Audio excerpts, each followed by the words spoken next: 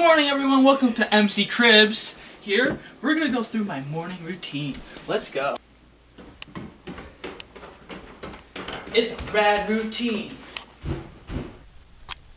What's poppin', Jimbo? Hey! Hello. Did you know that in 1748 the first refrigerator was developed in Glasgow, Scotland, and used chemical or vapor energy to make it much easier to cool food? See, it would pull the energy from outside and heat up the refrigerator, but then the existing cold air would just bloom in the refrigerator because of the energy differential. Now, in 1805, vapor was exclusively used for refrigerators because it was much, much safer and easier to use. And nowadays, we have refrigerators all across America, and it makes food healthier and much, much more long-lasting. And it's a beautiful thing. It truly is. Time for pancakes. Did you know that in 1946, after World War II, radar technology had become very popular during the war? So Percy Spencer decided to implement this into modern cooking. He used electromagnetic pulses to excite the water molecules inside food, and as they're polar, they would get very, very hot, very quickly. Now this functions on the electromagnetic spectrum, and it was considered a little bit dangerous at the time. And the first microwaves were almost as big as this room. But they were very useful for small businesses and large businesses, and revolutionized modern cooking. Time for some toast. In 1921, Charles Strait created the Waters Ginger Company and had this revolutionary idea. He would just make a pop-up toaster that was easy to use, instead of one of the bulky ones that had been created earlier in the century. Now these could be used in many, many restaurants and across homes in America. You would just have vertical slots, and the elements inside the toaster would heat up the food once you put it in, and any clockwork device could be used to measure it, and you could just set it with a knob, similar to today, to how done you want the toast. Now, we have electronic toasters, and they've come a long way, but they're pretty much the same design. So look at your home toaster today and decide, wow, this was really neat one day.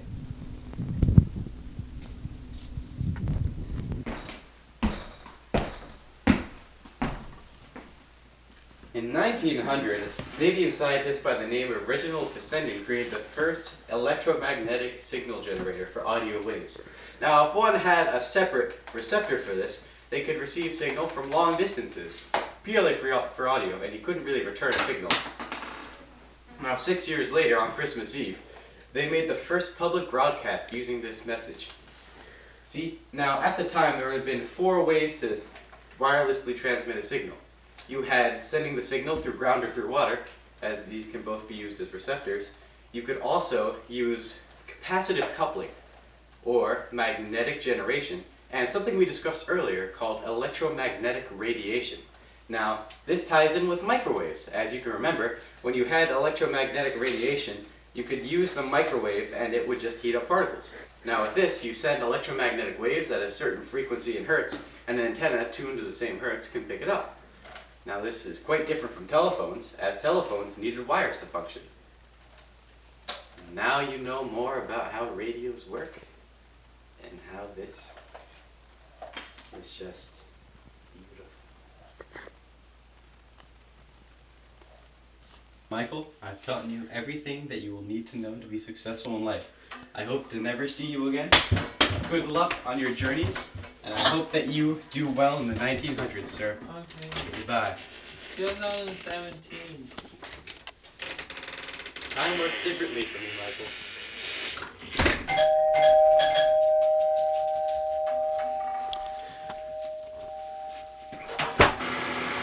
Now, exactly who created the car is a mystery, although many contend that it was Carl Benz in Germany in around 1885.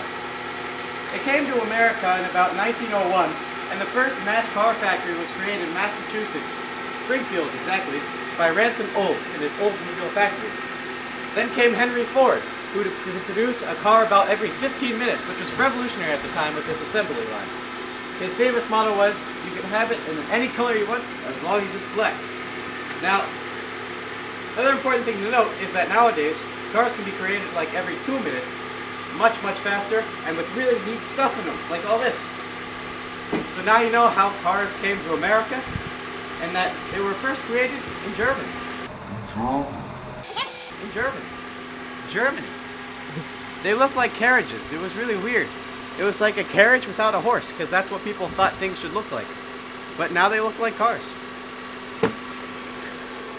Who knew? Who knew? I didn't. I'm just some guy. I honestly didn't know. So weird, huh? Well, I'll see you guys later. Bye. Beep boop boop. Beep beep boop. Boop boop boop boop.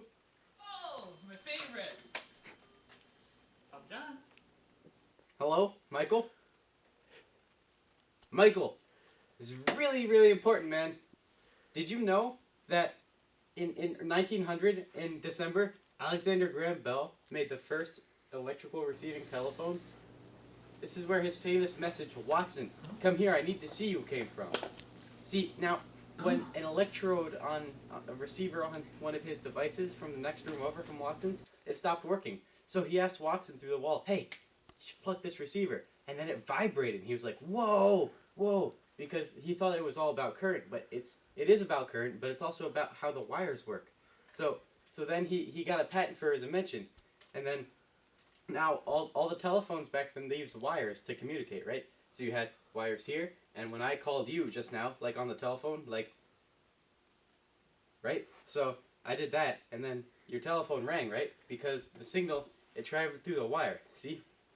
If the timber on the end of a line vibrates with the same frequency as the telephone does, at the same frequency as mine, then it'll work because the frequencies are the same.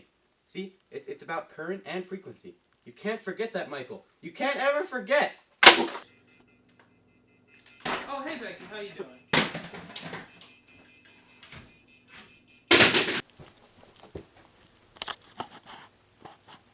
My work here is done.